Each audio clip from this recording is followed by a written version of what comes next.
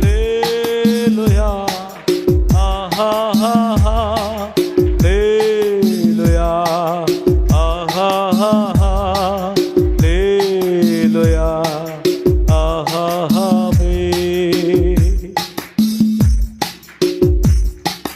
అత్యున్నత సింహాసనముపై ఆసీనుడవైన దేవా, అత్యంత ప్రేమ స్వరూపివి నీవే, ఆరాధింతు నిన్నే. అత్యంత ప్రేమ స్వరూపివి నీవే, ఆరాధింతు నిన్నే. ఆహాహా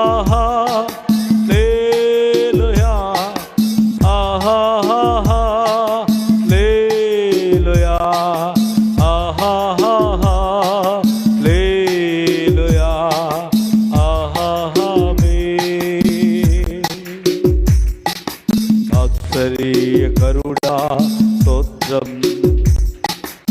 ఆలోచనకర్త స్తోత్రం, ఆశ్చర్య కరుణా స్తోత్రం, ఆలోచనకర్త స్తోత్రం.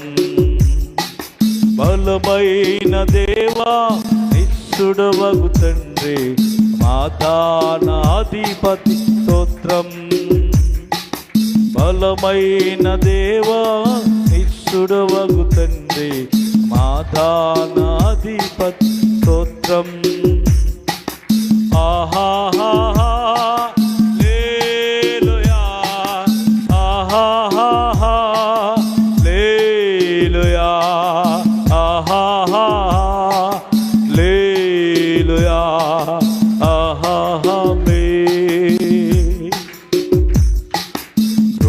సత్య సంపూర్ణుడ స్తోత్రం, కృపతో రక్షించితివి స్తోత్రం.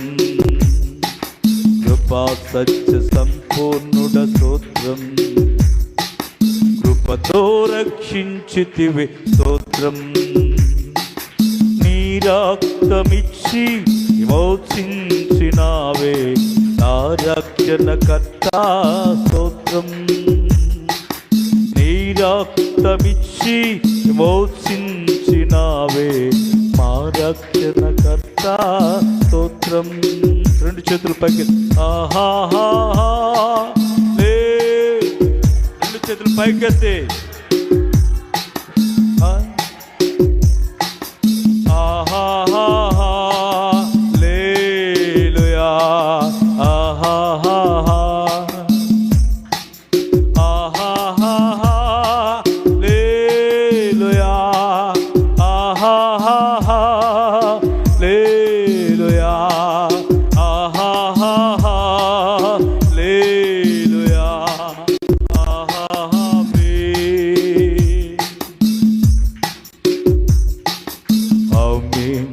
అనువాద స్తోత్రం, అల్ఫా ఓమేగా స్తోత్రం. ఆమేన్. అనువాద స్తోత్రం, అల్ఫా ఓమేగా స్తోత్రం. అగ్నిజ్వాలల వంటి కన్నులు గలవాడా, అత్యున్నతుడా స్తోత్రం. అగ్నిజ్వాలల వంటి కన్నులు గలవాడా, అత్యున్నతుడా స్తోత్రం. ఆహాహా హల్లెలూయా ఆహాహా హల్లెలూయా ఆహాహా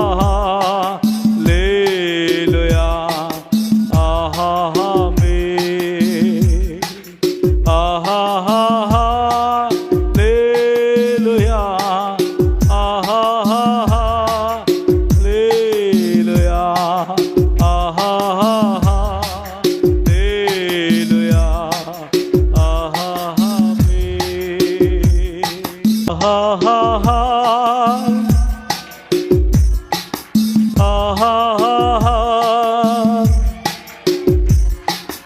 ఆహాహా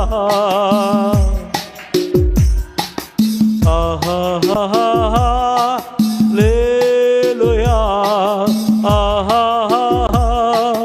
హల్లెలూయా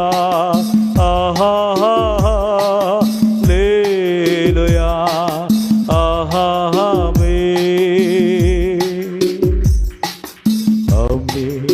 అనువాద స్తోత్రం అల్ఫా ఒమేగా స్తోత్రం ఆమేన్ అనువాద స్తోత్రం అల్ఫా ఒమేగా స్తోత్రం అగ్నిజ్వాలల వంటి కన్నులు గలవాడ అత్యున్నతుడా స్తోత్రం అత్యున్నతుడా స్తోత్రం అత్యున్నతుడా స్తోత్రం.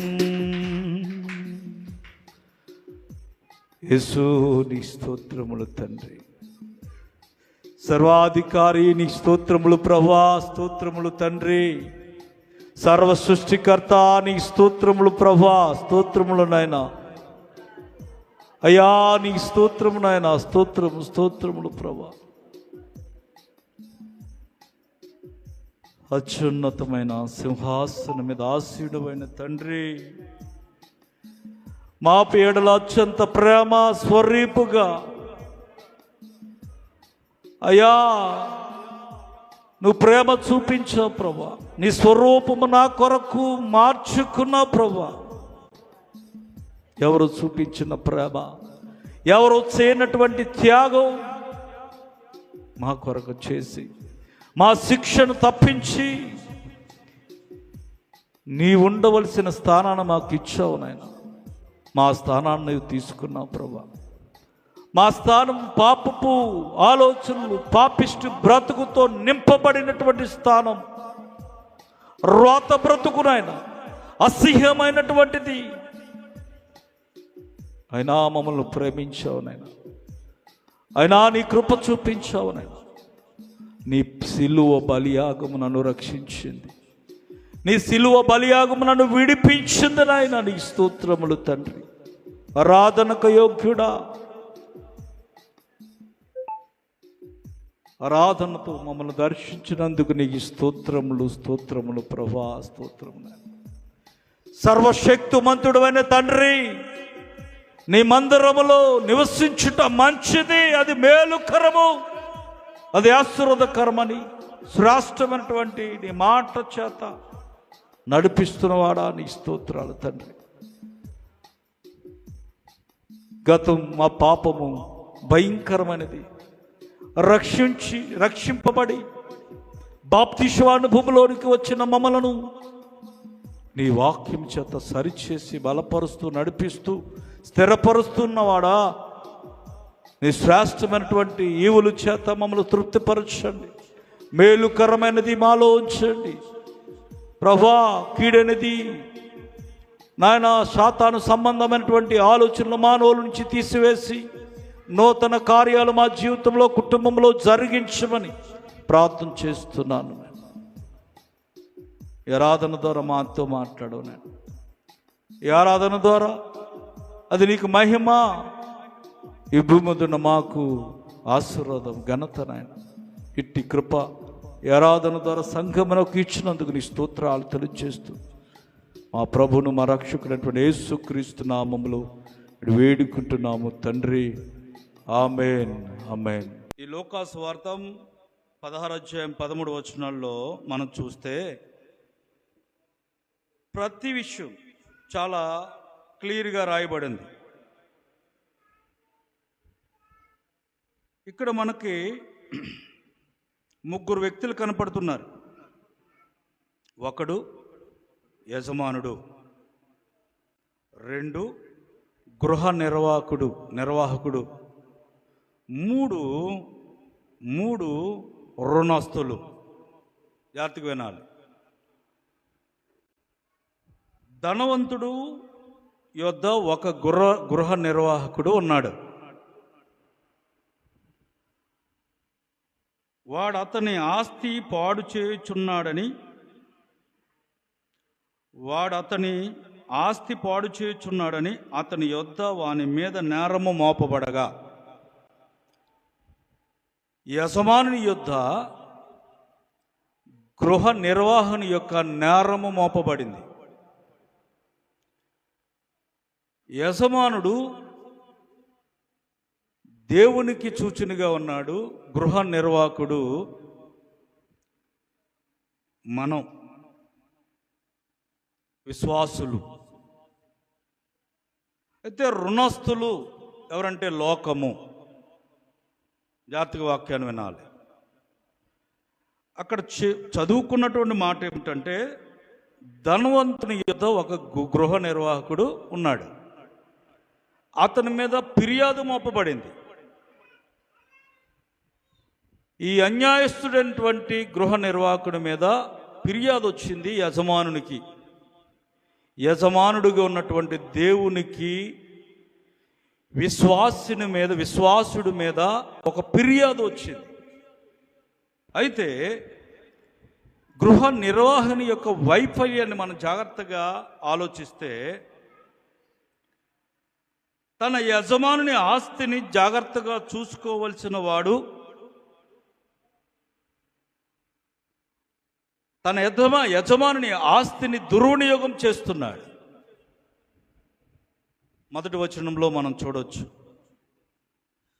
ఒక గృహ నిర్వాహకుడు ఉండేను, వాడు అతని ఆస్తిని పాడు చేయుచున్నాడని అతని యొద్ద వాని మీద నేరము మోపబడగా. విన్నారా? అతని వైఫల్యం ఏమిటంటే, తన జీవితంలో వైఫల్యం చెందాడు. విశ్వాసీ జీవితంలో వైఫల్యం చెందుతున్నారు. ఇది నాన్న ఎలా అంటే, వాక్యం వింటున్నటువంటి ప్రియమైనటువంటి సంఘమా, దేవుడు మనల్ని పిలిచాడు, మనల్ని రక్షించాడు, మనలను విడిపించాడు. విడిపించినటువంటి దేవుని ఎదుట అన్యాయస్తులుగా మనం మిగిలిపోతున్నాం మన ప్రవర్తన ద్వారా. సర్వ సృష్టికర్త అయినటువంటి సర్వశక్తిమంతుడైనటువంటి దేవుని ఎదుట ఆత్మీయ విశ్వాస జీవితమును కొనసాగించే విషయములో మనము ఫెయిల్యూర్ అవుతున్నాం.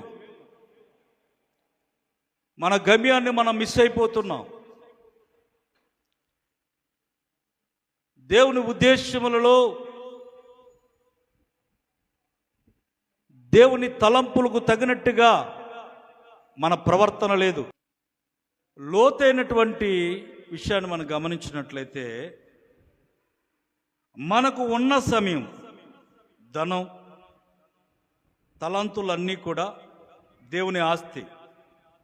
మన వాటిని కేవలం మన స్వార్థం కోసం వాడుకుంటే మనం కూడా అన్యాయస్తులమైన గృహ నిర్వాహకులమే, అన్యాయస్తులైనటువంటి విశ్వాసులమే. దేవునికి స్తోత్ర. లెక్క అప్పగించుట అన్నాడు. అర్థమైందా? లెక్క అప్పగించాలి. ఏ విషయంలో నువ్వు చేసినటువంటి గృహ పరిపాలనలో నీవు నీ పరిస్థితి, నీ జీవిత విధానం, నీ విశ్వాసతను కాపాడుకుంటూ లెక్క అప్పగించే పరిస్థితుల్లో నిందలేనటువంటి వ్యక్తిగా ఉంటావా? దేవునికి స్తోత్రం చెప్పండి. హల్లెలూయా, హల్లెలూయా. ఈ గృహ నిర్వాహకుడు ఉద్యోగం పోతుందని గ్రహించాడు. ఉద్యోగం పోతుందని ఆలోచించి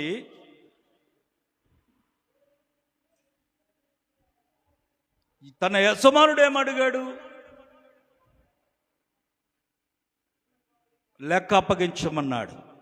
నీ మీద ఒక నేరం వచ్చింది, నేరము మోపబడింది. నీకు అప్పగించిన దానిని లెక్క అప్పగించు. తీర్పు, ప్రియమైనటువంటి సంఘమా, తీర్పు నీ ముందుందనే విషయాన్ని విశ్వాసులైనటువంటి మనము గమనించాలి. లెక్క అప్పగించవలసినటువంటి దినము ఒకటి ఉంది. నీ విశ్వాస జీవితంలో లెక్క అప్పగించేటప్పుడు దేవుడు పిలిచాడు నిన్ను. అమ్మా బోడమ్మ గారు, దైవజనుడు వాక్యం చెప్పేటప్పుడు వాక్యం విన్నావా అని అడుగుతాడు. చిన్న క్వశ్చనే. బోడమ్మ గారు అంటది, విన్నాను ప్రభువా అంటది. మా పాస్టర్ గారు అంటే నాకు చాలా ప్రేమ, ఆయన మాట జవదాటను, నేను విన్నాను ప్రభువా. మరి 2026లో మే నెల 4వ వారంలో ఏ వాక్యం చెప్పారు అయ్యా అమ్మ బోడమ్మ గారు అని అడిగాడు. ఏమని నాకేం తెలుసు. మరి విన్నానన్నావు. పాలు వాళ్ళ అమ్మాయి కింద పడిపోయింది, వాళ్ళ అమ్మాయి ఏడుస్తుంటే ఆమె వెంక చూశాను ప్రభువా, వినలేకపోయాను, నా ఆలోచన అంతా మారిపోయింది అన్నావు. లెక్క అప్పగించే సమయం. నువ్వేమైపోయావు? ఏమైపోయావు? అమ్మా చిన్నప్ప అమ్మగారు, దేవుడు పిలిచాడు. దేవుడు పిలిచి ప్రతి వారం పాటలు అయ్యే సమయానికి వచ్చేసేదాను కదా, మే నెల 4వ వారంలో వాక్యము ప్రారంభమై పావుగంటకు వచ్చావమ్మా అని అడిగాడు దేవుడు. లెక్క అప్పగించుటలో ఏమైపోయింది? ఆమె తప్పిపోయింది. అన్యాయస్తురాలుగా, టైం దొంగిలించినటువంటి వ్యక్తిగా దేవుని ఎదుట నిలబడిపోయింది.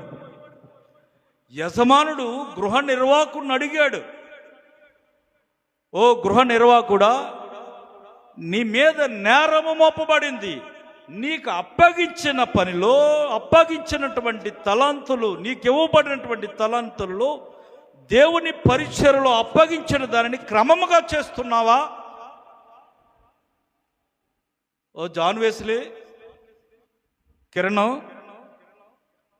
నీకు అప్పగించిన పని సంతోష్ తప్పించుకుంటాడండి, ఆడు పని చేయడు.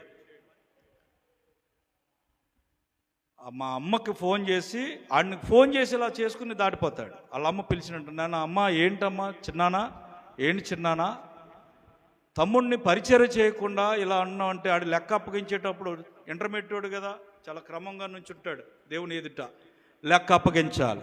సంతోష్, నువ్వు యాక్షన్ సాంగ్స్ అద్భుతంగా డ్యాన్స్ వేస్తావు, కంఠస్థ వాక్యాలు చక్కగా అప్పగిస్తావు, సండే స్కూల్ ఎంతో క్రమంగా ఉన్నటువంటి వాడు ఇంటర్మీడియట్ స్టేజ్కి వెళ్ళేటప్పటికి నీ లెక్క తప్పింది ఏంటయ్యా అని దేవుడు అడిగాడు అనుకోండి. లెక్క అప్పగించవలసినటువంటి సంతోష్ ఏం చెప్తాడు ఇప్పుడు? అమ్మా, రాత్రి బాక్స్ పోగొట్టేసినటువంటి వ్యక్తులు జాన్ వెస్లీ కానీ కిరణ్ లెక్క అప్పగించవలసినటువంటి పరిస్థితుల్లో ఏం చెప్తారు చెప్పండి?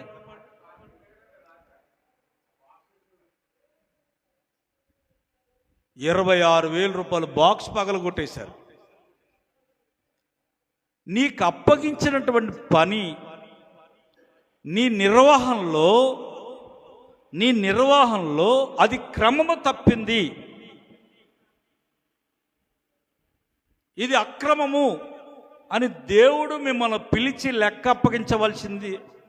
అప్పగించవలసిందే అంటే, ప్రభువా నేను కూలి పనికి వెళ్ళి తెలిసేద్దును, అప్పుడు నాకు తెలుసుంటే. తప్పు ఎవడ చేసినా, చిన్నపిల్లలు రాఘవ్ గారు చేసినా తప్పు మాదే కదా. ఆ రోజు నాకు తెలుసుంటే మా పాస్టర్ గారు చెప్పలేదు, లేదంటే ఖచ్చితంగా నేను కూలి పనికి వెళ్ళి బాక్స్ కొనేది నన్ను కిరణ్ అంటాడా, లేదా జాన్ వెస్లీ అంటాడా? పని ఎవరిది? ఘనత ఎవరిది? చెప్పండి అమ్మా.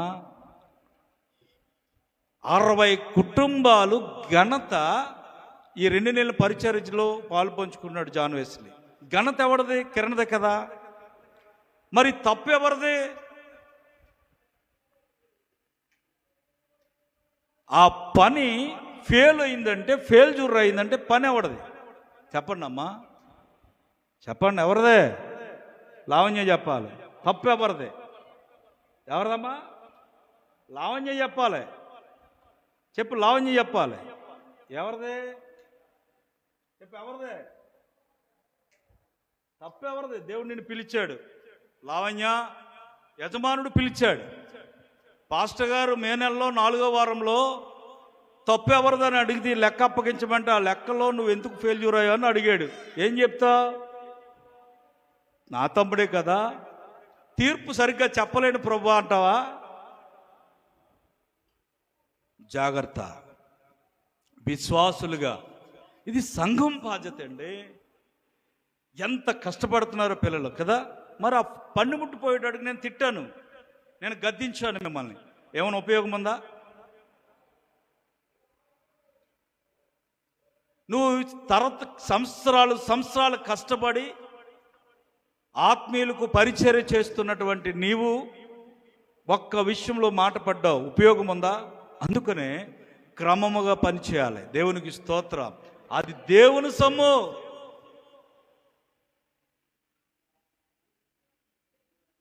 ఇద్దరు అవుట్ వాళ్ళకి ఒక సీఎం ఇచ్చినటువంటి దానిలో దశంభాగం 10,000 ఇచ్చారు. రత్నకుమారి కలలపిల్ల ఉన్నటువంటి రత్నకుమారి 5,000 ఇచ్చింది. ఉసురుమర్తి శాంతి 5,000 ఇచ్చింది. ఇంకొక 5,000 రూపాయలు నా దగ్గర నేను సమకూర్చుకుని 26,000 రూపాయలు మొదటి బాక్స్ అది తీసుకొచ్చాం. మరి వాళ్ళు ఎంత బాధపడతారు కదా. ఎంత అద్భుతమైన పరిచర్య. నేను అనిపించదు, రాత్రి 2:30 పట్టింది నిద్ర. రావుగాడి మీద అడిపోయింది అనుకున్నాను అని అన్నారు. అసలు రావుగాడు అక్కడికి ఎందుకు వెళ్ళాడు? ఆ పిల్లోడికి ఎందుకు అంత కష్టం? చిన్న చిన్న పనులు చెప్పొచ్చు కదా. ఆశీస్ కానీ, రాఘవ్ కానీ, మన కొడమంచిల రవి కొడుకు కానీ, చిన్న చిన్న పనులు. లెక్క అప్పగించే సమయానికి నువ్వు ఎలా ఉన్నావు దేవుని ఎదుట? పనిలో బాధ్యత కలిగి ఉన్నావా? సంతోషం దేవుడు అడిగితే పరిచర్య చేయటానికి, సంతోష్ నువ్వు ఎందుకు పారిపోతున్నావు, మీ నాన్నని మీ అమ్మని ఎందుకు విలాన్ చేస్తున్నావు అని దేవుడు అడిగితే సంతోష్ దగ్గర సమాధానం ఉందా? ఒక సేవకుడు కూడా కన్నీళ్ళు కార్చకూడదు. నీ పనిలో, నువ్వు చేసే పనిలో, పాపమ్మ గారు నువ్వు చేసే పనిలో, మరియమ్మ గారు నువ్వు చేసే పనిలో తీర్పు ఎదుట త్రాసులో నువ్వు తేలిపోకూడదు. దేవునికి స్తోత్రం చెప్పండి. హల్లెలూయా. దేవుడు నీకు ఇచ్చిన బలం ఉన్నప్పుడు దేవుని పరిచర్య చేయి. పరిచర్య చేయడానికి నీ ఒళ్ళుని, నీ మనస్సును, నీ ఆలోచనలు దాచుకుంటే అది ఎంత మాత్రం క్షేమము కాదు. అమ్మ, తలుపులేసి వెళ్ళండి. దేవుడు అడుగుతాడు మీ అందరిని పిలిచి, సంఘాన్నంతా పిలిచి, చిన్నప్పయ్యమ్మ గారు సంఘాన్నంతా పిలిచి దేవుడు అడుగుతాడు, అమ్మా ప్రతి ఆదివారం మందిరం వదిలిన తర్వాత, మందిరం విడిచిపెట్టిన తర్వాత తలుపులు ఎవరు వేస్తున్నారమ్మా, కుర్చీలు ఎవరు తెస్తున్నారమ్మా, కిటికీలు ఎవరు వేస్తున్నారమ్మా, చేతులు ఎత్తండి అన్నాడు దేవుడు పిలిచి. ఒకవేళ పరలోక పట్టణంలో రామచంద్రపురంలో ఉన్నటువంటి way of Calvary ministry Joshi గారు ఆత్మీయులు, లేకపోతే జోషి గారి యొక్క సంఘం ఈ పక్కకు వచ్చి నిలబడండి అని సంఘాల వారీగా లెక్క అప్పగించవలసిన పరిస్థితి వచ్చినప్పుడు, నా మందిరము పరిచర్యలో తలుపులు వేసేవాళ్ళు ఎవరు, బరకాలు ఎత్తేవాళ్ళు ఎవరు, కుర్చీలు ఎత్తేవాళ్ళు ఎవరు అని అడిగారు అనుకోండి, ఎంతమంది చేతులు ఎత్తారు చెప్పండి?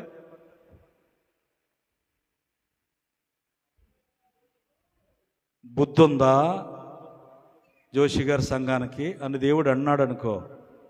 ఇప్పుడు బుద్ధి లేనుడు ఎవడు? ప్రతి ఆదివారం చెప్పడమే. నీకిచ్చిన తలంతులు లెక్క అప్పగించవలసిన పరిస్థితి వస్తుందనే విషయాన్ని మర్చిపోతున్నాం. లెక్క అప్పగించుట. నాలుగో వారు వాకింగ్ చెప్తుంటే, జ్యోతి నీ కూతురుతో ఆడుకున్నావు, లెక్క అప్పగించాలి. ఈరోజు నువ్వు ఈ మాట వినకపోతే, ఈ మాట నువ్వు లక్ష్యం ఉంచకపోతే అది నీకు ఎప్పటికీ ఆశీర్వాదం కాదు. ప్రియమైనటువంటి సంఘమా, ఇక్కడ ఒక విషయం గమనించాలి. లెక్క అప్పగించమని ఎప్పుడైతే యజమానుడు గృహ నిర్వాహకుడితో చెప్పాడో, గృహ నిర్వాహకుడు చేసినటువంటి పనేమిటి తెలుసా? కొంతమందికి అప్పిచ్చాడంట యజమానుడి సొమ్ము. ఏంటది? కొంతమందికి అప్పిచ్చాడు. 100 మణుగుల నూనె అప్పిచ్చాడంట. అప్పిచ్చులోనే పిలిచాడు. ఎవరు పిలిచారు? గృహ నిర్వాహకుడు పిలిచాడు. అయ్యా, లోకములో ఉన్నటువంటి రుణస్తులను పిలుస్తున్నాడు బట్ట. లోక స్నేహం, విశ్వాసులకి లోహ స్నేహం. జాగ్రత్తగా వాక్యాన్ని అర్థం చేసుకోవాలి. దేవుడు లెక్క అప్పగించమన్నాడు విశ్వాసని. విశ్వాస ఏం చేస్తున్నాడంటే రుణస్తులను పిలుచుకుంటున్నాడు. లోకములో ఉన్నటువంటి వ్యక్తులను యజమానుడు అనగా ఎవరు? దేవుడు. గృహ నిర్వాహకుడు అనగా విశ్వాసి, మనమే. రుణస్తులు అనగా లోకము. జాగ్రత్తగా వినాలి. యజమానుడు గృహ నిర్వాహకుడిని లెక్క అప్పగించమంటే, లెక్క అప్పగించవలసినటువంటి నిర్వాహకుడు లోకంలో ఉన్నటువంటి వ్యక్తి అంటే రుణస్తులను పిలిచాడు. పిలిచి, నువ్వు ఎంత ఇవ్వాలి నా యజమానుడికి అన్నాడు. 100 మణుగుల, ఏంటది? గట్టిగా చదవండి, నోట్లో చదువుకోకూడదు, గట్టిగా వాళ్ళకి వినపడాలి.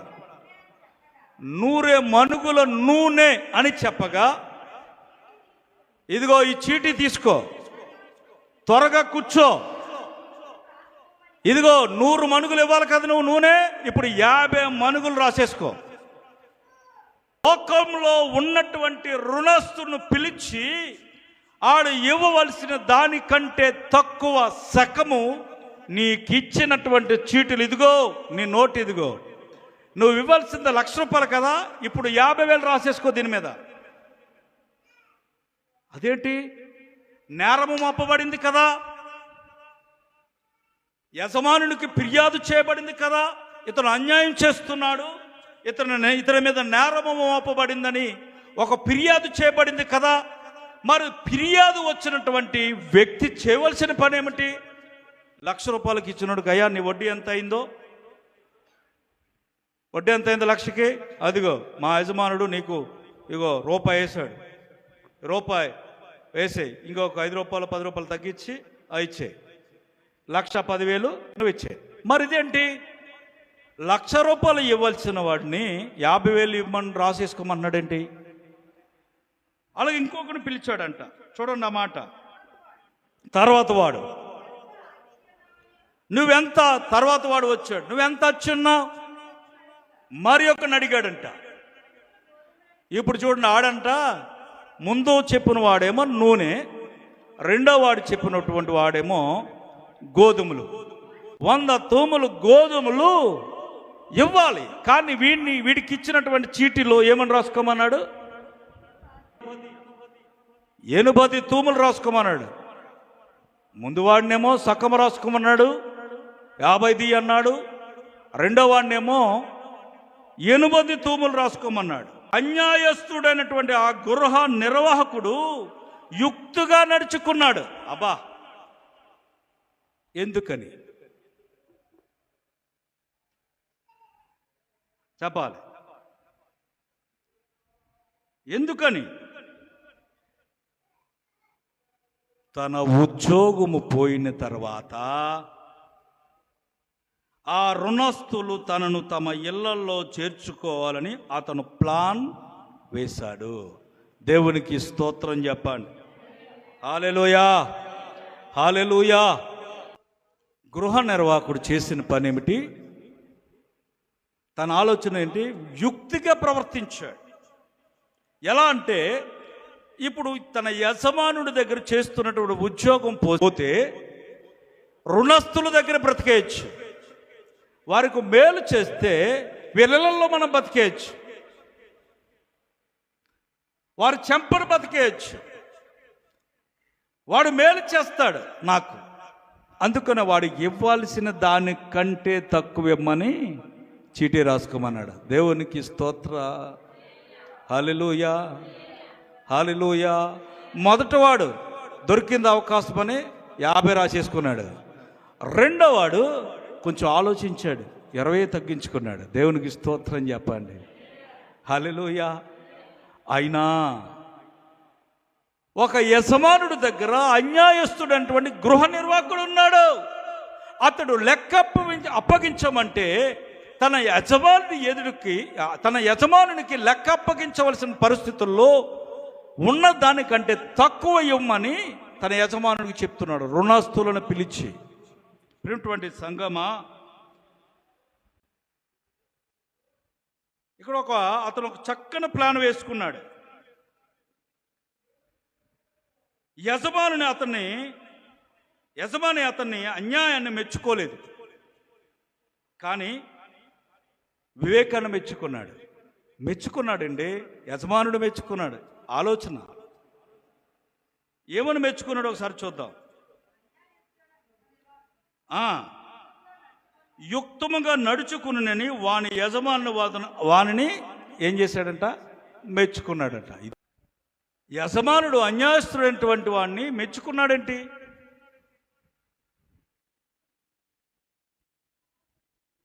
ఎన్నో వచ్చుల్లో మనం జాగ్రత్తగా రాబోయే కాలాన్ని దృష్టిలో పెట్టుకుని ప్రస్తుత తన దగ్గర ఉన్న దానిని ఉపయోగించుకుంటున్నాడని మెచ్చుకున్నాడు. అర్థమవుతుందా?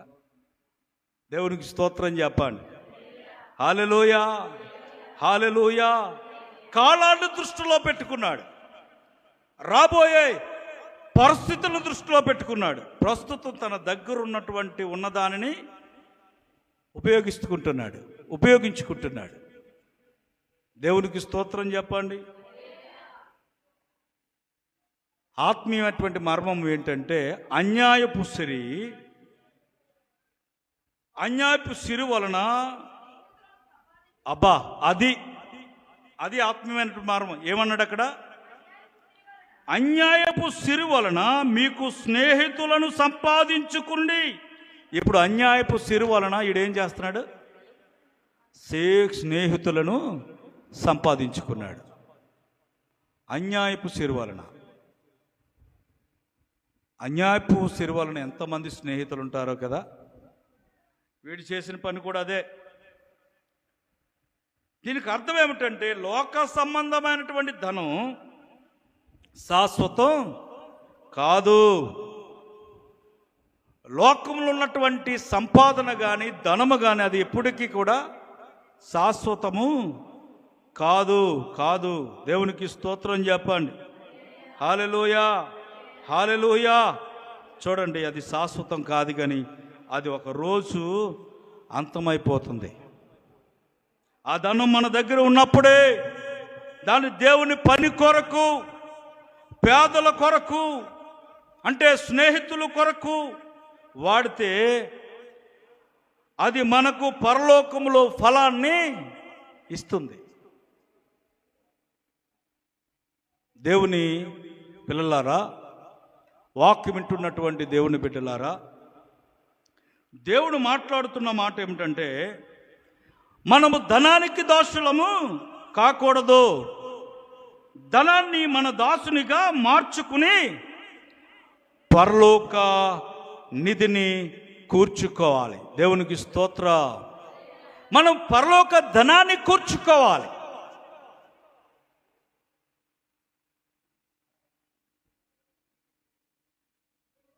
ఈ లోకములో నువ్వేది సంపాదించున్నది పరలోక ధనానికి మాత్రమే సమకూర్చాలి. నువ్వు సంపాదించింది ఇహలోక ఆనందాన్ని ఇవ్వబోతుంది, కానీ పరలోక ఆనందాన్ని అది ఎప్పటికీ ఇవ్వదు. వారు మేడలు కట్టారు, బిల్డింగ్ కట్టారు, మేడలు కట్టారు అంటే వాళ్ళకి ఎంత ఎన్ని అప్పులు ఉంటాయో. అప్పులేనుడు ఎవడో చెప్పండి. ఊరు గుడిసెల్లో ఉన్నవాడు, డేరాల కింద ఉన్నవాడు, 4 ఆకులు 4 బరకాలు కప్పుకొని అప్పు లేకుండా జీవించేవాడే ధనవంతుడు. దేవునికి స్తోత్రం చెప్పండి. ఏలీ గారికి ఎంత అప్పు ఉంటుంది చెప్పండి? లక్ష్మి గారికి ఎంత అప్పు ఉంది? నాకంటే ధనవంతులలో. అప్పయ్యమ్మ గారికి మీకు ఎంత అప్పు ఉంది? అసలు నా మీద బాగా ఉన్నదాన్ని నువ్వు. అప్పు ఉన్నవాడు పేదోడు, అర్థమవుతుందా? అప్పు ఉన్నవాడు పేదోడు. అన్యాయపు సిరి అది శాశ్వతము కాదు. నీ సంపాదనలో వచ్చేది ప్రతీది కూడా పరలోక ధనము కొరకు సమకూర్చండి. ముఖ్యమైన సూత్రాలు చెప్పాడు. అల్పమైన దానిలో నమ్మకత్వం ఉండాలి. ఏంటంట? అల్పమైన దానిలో నమ్మకత్వం ఉండాలి. అంటే ఈ లోకపు ధనం అల్పమైనది, ఇందులో మనం నమ్మకముగా ఉంటే దేవుడు మనకు పరలోకపు నిజమైన భాగ్యమును ఇస్తాడు. లోకాసువార్త 16వ అధ్యాయము 11వ వచనం మనం చూస్తే, కాబట్టి మీరు అన్యాయపు సిరి విషయములో నమ్మకముగా ఉండని ఎడల సత్యమైన ధనము ఎవరు మీ వశము చేయను. మీరు పరుల సొమ్ము విషయములో ఏమమ్మా నమ్మకముగా ఉండని ఎడల మీ సొంతమైనది మీకు ఎవడిచ్చును. బా, పరుల సొమ్ము విషయములో నమ్మకముగా ఉండాలంట. విన్నారా యూత్? పరుల సొమ్ము విషయములో ఎంత నమ్మకంగా ఉండాలి? నమ్మకముగా ఉండాలంట. బైబిల్ చెప్తుంది, నేను కాదు. పరుల సొమ్ము విషయములో నమ్మకత్వము కలిగి ఉండాలి. చదవమ్మా. ఏ సేవకుడును 2 యజమానులను సేవింపలేడు. జాగ్రత్తగా వినాలి. ఒకరిని ద్వేషించి ఒకరిని ప్రేమించును, లేక ఒకరిని అనుసరించి ఒకరిని తృణీకరించును. దేవుని సిరిని సేవింపలేరని. దేవునికి స్తోత్రం. ఒకే సమయంలో దేవునికి మరియు ధనానికి అంటే ధనముకు అంటే డబ్బుకు మీరు దాసులుగా ఉండలేరు. ఉంటే దేవునికి దాసులుగా ఉండాలి, లేదంటే అదే మాట చెప్తున్నాడు. ఏమంటున్నాడు? చదవన్న మాట. ఏ సేవకుడును 2 యజమానులను సేవింపలేడు. వాడు ఒకరిని ద్వేషించి ఒకరిని ప్రేమించును, లేక ఒకరిని అనుసరించి ఒకరిని తృణీకరించును. మీరు దేవుని సిరిని సేవింపలేరని, దేవుని సిరిని సేవించలేరు. అయితే మీరు దేవుని ప్రేమించాలి, లేదా డబ్బును ప్రేమించాలి. డబ్బును ప్రేమించేవాడు దేవుని ప్రేమించలేడు, దేవుని ప్రేమించేవాడు డబ్బును ప్రేమించలేడు. ఈ రెండింటినీ ఎవడైనా ప్రేమించగలడంటే అది అబద్ధం. నేను కలిగి ఉన్నటువంటి ధనాన్ని బట్టి, నేను కలిగి ఉన్నటువంటి ఐశ్వర్యాన్ని బట్టి, నాకున్నటువంటి ఆస్తిని బట్టి నేను దేవుని సేవిస్తున్నానంటే అది అబద్ధం.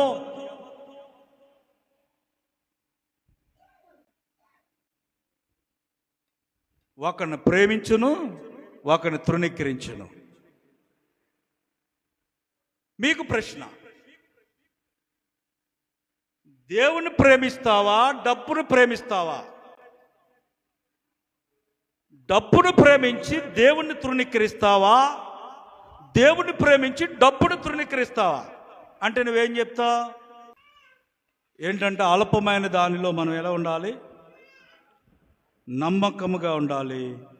రెండో మాట ఏంటంటే 2 యజమానులను ఒకే రీతిగా సేవించటం వీలు కాదు. దేవునికి స్తోత్ర. హల్లెలూయా, హల్లెలూయా. గమనించండి, లోకస్తులు తమ భవిష్యత్తు కోసం ఎంతో ప్లాన్ చేస్తారు. మరి విశ్వాసులమైనటువంటి మనం పరలోక భవిష్యత్తు కోసం ఏమైనా ప్లాన్ చేసావా? లోకంలో ఉన్నవారు ప్లానింగ్స్ వేరే ఉంటాయి.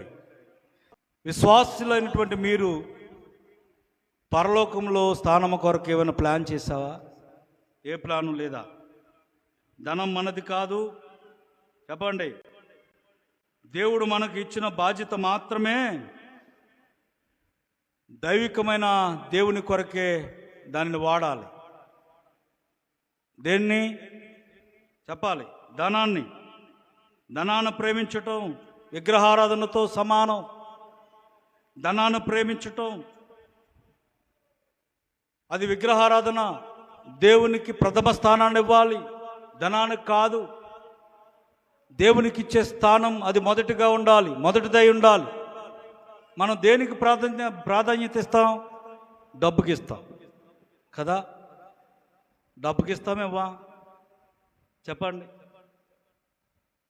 సైతాను చేసిన పని ఏమిటి? ఇప్పుడు వాక్యంలో శ్రద్ధ కలిగి వాక్యంలో సంఘం ఉన్నప్పుడు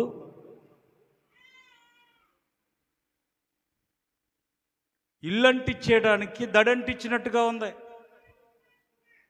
సైతాను ప్లానింగ్. దేవునికి స్తోత్ర, హల్లెలూయా. అది ఎవరికి తెలుసు? చెప్పండి. దేవుడికే తెలుసు.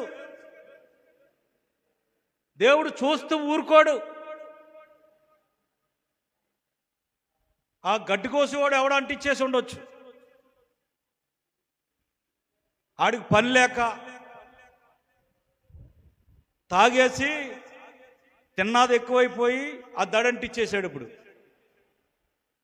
ఒట్టావటిని అందరూ పరిగెట్టాం. యవనస్తులు వెళ్ళి మరి యేసుదా వీళ్ళ పిల్లలు వెళ్ళి దాన్ని అక్కడ ఉన్న పిల్లలు చూసి చెప్పపోతే ఆ 2 కొంపలు అంటిపోను.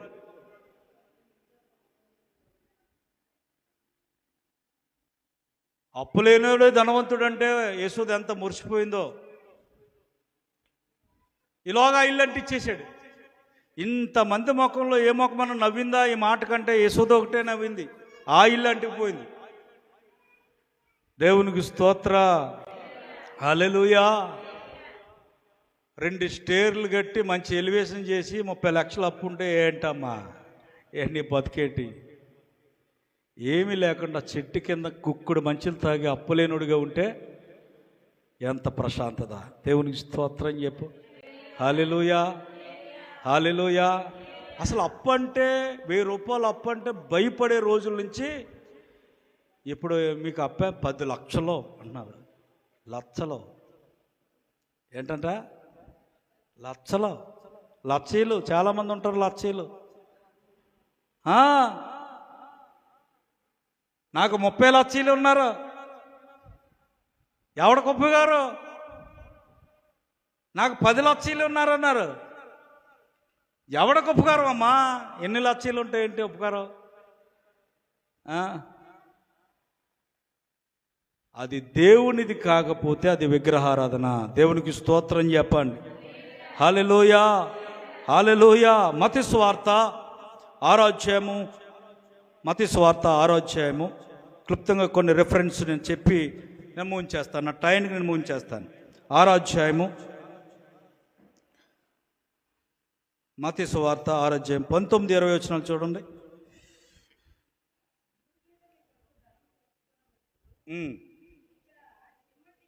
ఏంటంట? గట్టిగా చదవాలి, నాకు నెమ్మదిగా చదివితే కాదు. భూమి మీద మీ కొరకు ధనము కూర్చుకునవద్దు, ఇక్కడ చిమ్మటయు తుప్పును తినివేయను. ఏంటంట? దొంగలు కన్నం వేసి దొంగలించెదరు. అంటే దొంగలు కన్నం వేసి దొంగలెదరు. 20 వచనం, పరలోకమందు మీ కొరకు ధనము కూర్చుకునుడి, అచ్చట చిమ్మట అయినను తుప్పైనను దాన్ని తినివేయదు. అది ఇప్పుడు ఎక్కడ ధనం కూర్చుకుంటే తినివేయదు? భూలోక ధనాన్ని తుప్పు తినేస్తుందంట. పాపమ్మా, చెంగును పుడేస్తారేమో.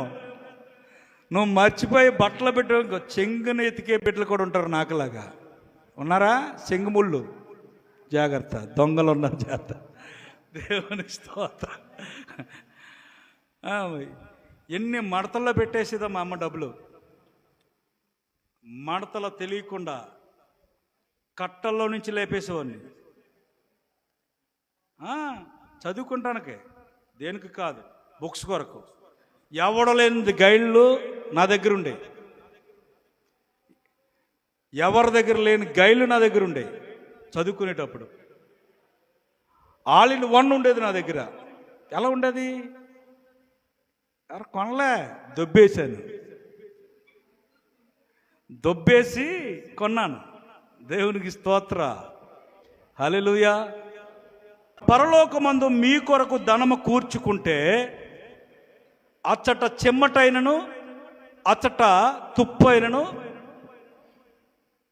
దానిని తినివేయదు.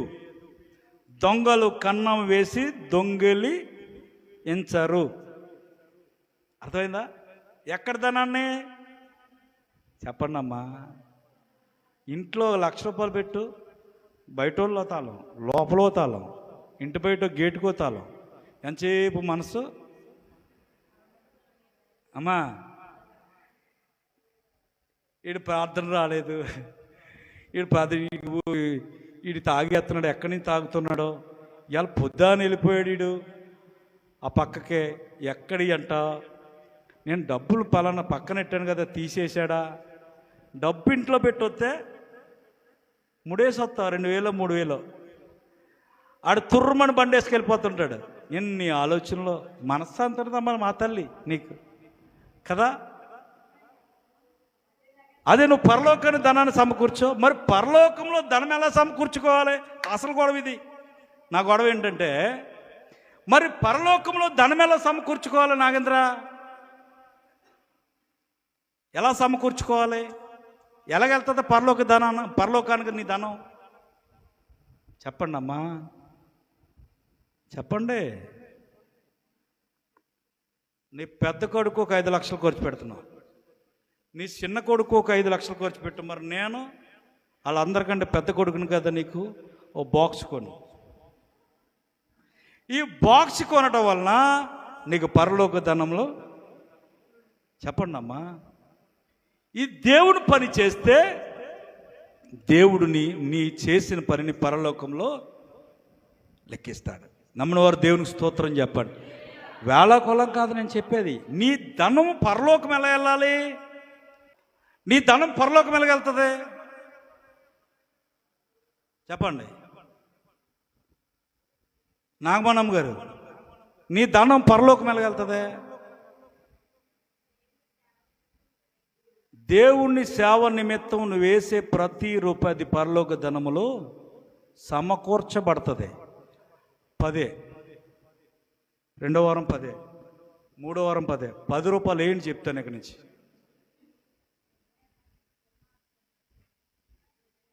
₹100 కాగితాలే ఉండాలి అన్నీ. మనకి క్రిస్మస్ ఈసారి చాలా గ్రాండ్గా జరిగిపోవాలి. మీ ధనం ఏమి ప్రస్తుతానికి నేను వాడుకున్నా అవన్నీ లెక్క పెట్టి జాగ్రత్తగా సమకూర్చుకుని కౌంటింగ్ చేసుకుని మొత్తం ఖర్చు పెడతాను. మీది ఏం ఉపయోగించుకోను. దేవుని సేవకులకి ఇవ్వగా వచ్చింది నేను సమకూర్చుకునేది అంతా కూడా దేవుని సేవలోనే. మీ దశంభాగాలు కానీ మీరు వేసే కానుకలు కానీ ఏ ఒక్క రూపాయి కూడా నా సొంత ఖర్చులు కానీ నేను ₹1 కూడా నేను తినే రోజు ఒక్క ఆదివారం కూడా లేదు. ప్రస్తుత కాలం నన్ను ఉపయోగించుకున్నా అది మీ కొరకే. బట్టలు, వెధవరాలకు బట్టలు, పెద్దవారికి కొంతమంది బట్టలు కొంటున్నాం. ఎలా వస్తున్నాయి మరి? ఈ సంవత్సరం ఎవరు ఇవ్వలేదు స్పాన్సర్లు మనకి. నోరు తెరిచి అడిగాను కూడా, ఎప్పుడు అడగను ఎవరిని. మరి ఎలా వచ్చాయి? అర్థమైందా? దేవుని మాట భూమి మీద ఉన్నటువంటి సంపాదన అన్నీ కూడా చెదపడుతుంది, దొంగలు దోచుకుంటారు. ఇంకేం జరుగుతుంది? చిమ్మటలు పడతాయి. దేవునికి స్తోత్ర. పరలోక ధనానికి చిమ్మట అయినను చెద అయినను దొంగ అయినను దోచుకోరు. దేవునికి స్తోత్రం చెప్పండి.